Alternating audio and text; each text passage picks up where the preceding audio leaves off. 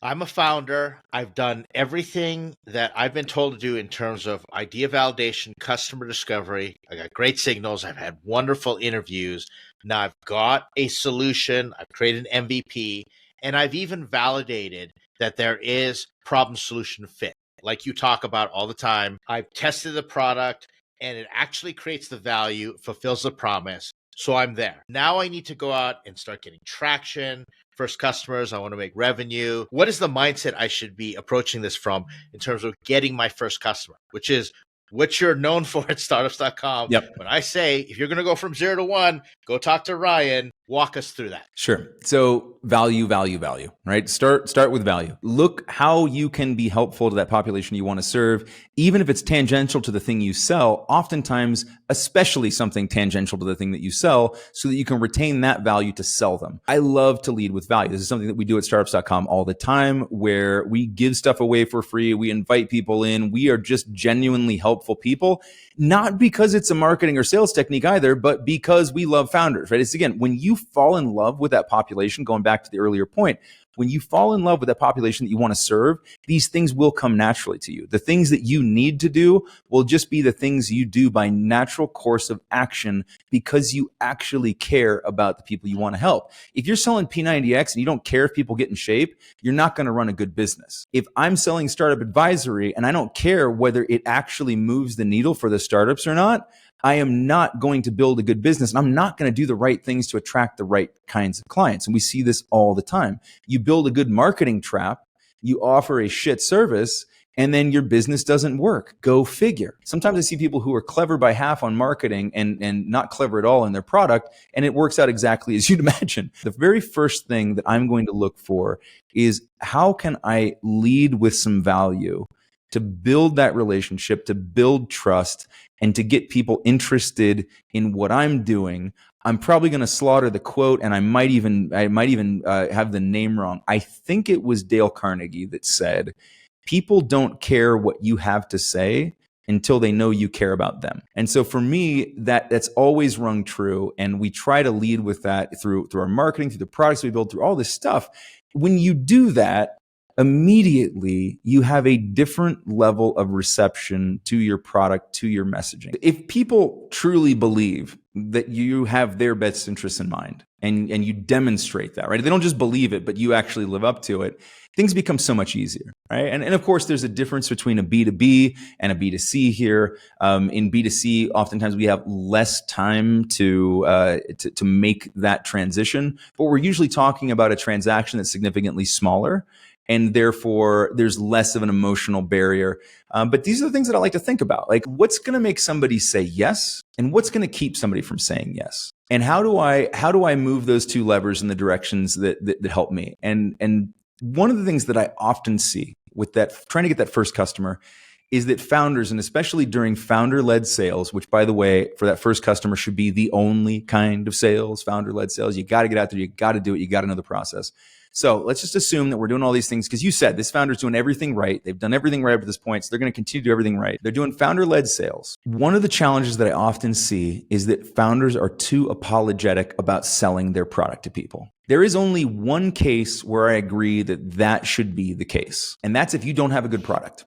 If you've built something, if you've done everything right up to this point, you've asked all the right questions, you have done the customer discovery, the customer interviews, you know what their problems are, you know your solution works, you validated your value, as you said, it is your job to sell these people.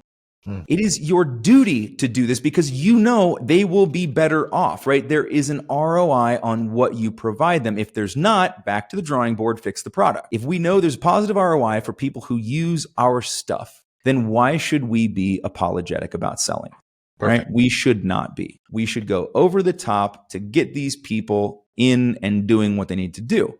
Right. And so again, this is where I want to push that lever up around what are all the triggers I can use to help this person decide they want to buy the product or the service? What are all the things that I can do to reduce the emotional, the financial, the analytical barriers to saying yes? And so this is where, again, at the beginning of the sales process, this is a lot like customer interviews again, but now we're approaching it from a different perspective. Now we're not trying to understand the problem. We're trying to understand the problem in solving the problem. What's keeping us from doing this? What will motivate us to do it? This may take 10, 15, 20, 100 calls. You've done this, Ed. So you know what this process feels like. There can be a lot of no's before you get to the first yes. And that is not indicative at all around overall market reception. This is one of those things that's hard for founders to understand, but just because I get 99 no's before I get my first yes doesn't mean 1% of my population cares. It might mean, sometimes that is the case. Sometimes, more often it's the case, it took us 99 tries to figure out what that appropriate mix of push, pull on those two levers were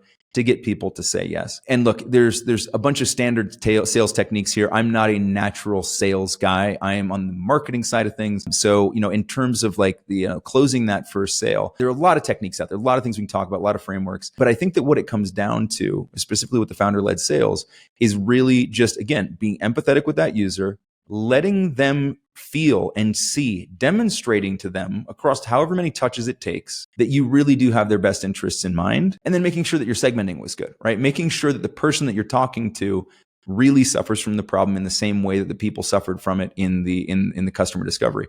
This is where customer discovery and interview can also go wrong as we think about like where sometimes this initial sales process doesn't work well. If the people that we're now reaching out to don't closely resemble that same population that we interviewed, it sounds so obvious. And yet I see it happen all the time where it's like, well, I did customer interviews with 25 people. Awesome. And I got this consistent feedback. Great. Tell me a little bit more about those people. Oh, they were all ex-colleagues that worked together with me at one company. Okay. So a little bit of bias introduced there. And so now, unless you're only selling to those 25 people, you may have a different burden of building confidence, of building that empathy, helping them understand that you care, right? That's just one example out of 100 ways that can go wrong, but we got to make sure that we got that alignment. Assuming again that all of those things line up, to me, it's all about showing that empathy and helping people to understand that you really care and that you're invested in whatever that transformation or outcome is. If you're selling something really simple, then the burden to do so may not be all that high. If you're selling something really complicated, a consulting solution or a fix to a big problem, those emotional, analytical, financial, all those barriers are going to be significantly higher. And so it's generally more about chipping away at those than it is anything else. The thing I always remind myself of when I'm in one of those sales conversations, when I am trying to get somebody to do the thing I know is right for them, is that I need to imagine how they feel now and how they're going to feel afterwards. How do they want to feel after they make this decision? Anytime we buy something, all of a sudden we want to look smart for buying that. We want to look like we made the right decision. We want to see the type of outcomes that we expected. And so we need to speak to those things, but from now, right? So we have to start to paint that picture of how they're going to feel after the fact, because that's the big question in their mind, right? If I do this, if I make this decision as a VP in a company and I buy this software and it doesn't improve our performance and I spent $50,000 on it, I'm going to look really bad and I'm going to feel really bad. So how do we assess that? How do we answer that? What are those important questions we can be asking during that sales process to understand beyond the obvious problems, the ones that we know that we solve? What are the fears and the hopes that are tied up within this person, this human being who has to make this purchasing decision, and address those as well as we can? But you and I both know that if a founder has truly done idea validation, customer discovery, understands their unique value proposition, and they just lay it out there, I've solved this problem and I know it's painful for you, that customer is going to come running to you, hair on fire, it's getting the product market fit, and say, thank you, thank the heavens for you, bless your heart for solving this problem. And that's a lot of the upfront work. But as you also say, if you don't get that, well, then you're getting feedback from the marketplace, and now you can adjust and iterate. Yeah, I think there's a really interesting point there. So the people that come running to you with the hair on fire and just can't wait for your solution, it's the early adopters, right? And there's nothing wrong with those early adopters. The thing we have to be a little bit careful of here, so often because of what I do, I will end up talking to people when they've plateaued somewhere. Right, look, we were on this cool growth trajectory and now we just can't get past it. Our retention's really good, our sales conversions are really good, and now we just cannot seem to move past that. We're just stagnant. Oftentimes, you've now exhausted those easy to find or the people who were seeking you out, those early adopters, right? The people who were actively seeking a solution. They were aware, first they were aware of the problem that you solve. They were seeking the solution actively. They had probably tried other solutions that they weren't happy with, and they still desperately wanted to solve the problem.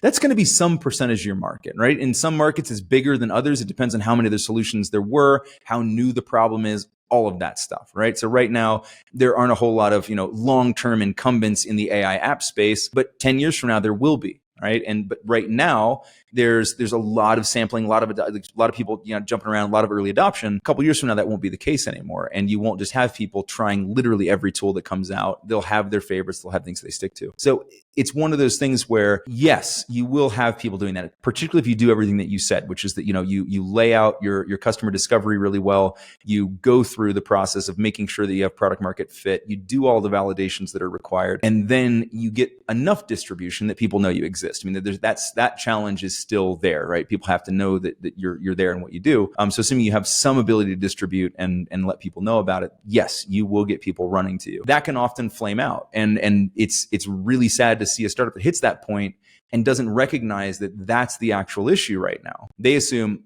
okay, this is just a business that's now capped at this level. And maybe there's nothing wrong with that. I've seen plenty of businesses that did nothing but address the early adopters, and it was enough to build a good business on, and they can thrive. But if you are in a position where you either want to or need to grow beyond that, I will very frequently see startups that hit that point and then just assume it's curtains. There's nothing else they can do about it because they're approaching that next customer segment, which are not your early adopters, but sort of your mass market, the kind of the fat middle of the market where you're going to have a lot of people in there. But they're not as pants on fire to fix that. They're not as aware that they suffer from the problem. So you can't communicate with them in the same way. They don't feel it in the same way. They don't see it in the same way. They won't benefit in quite the same way that some of those early adopters might have. And so you have to then change tacks in your communication.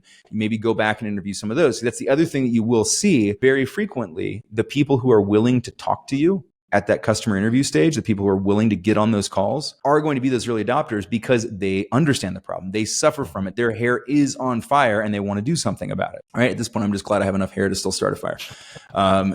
3 more years and that won't be the case. I'll be putting them out with my dome. So at that point, it's really important to kind of go back to the drawing board to some degree, go back into customer interview and start talking to some people who are further along, which will be possible now. They might not have picked up the phone and talked to you in the early stages, but now that you do have that early adopter population, you've got some social proof, you've got some testimonies, you've got some case study. They want to know how this applies to them, right? They weren't willing to jump in at the very early stage, but maybe now things have changed or you have changed enough that they're willing to do that. And so I think that's a really, really important point that you brought up, which is that, yes, there is that early adopter population. And yes, they will come running to you. But just because people stop running to you, particularly if people already have come running to you at some point in your past, really good indication that there's more market there. You're just going to have to change your approach, change your communication, and show them in a different way that you care about their outcomes in the same way you did with the early adopters.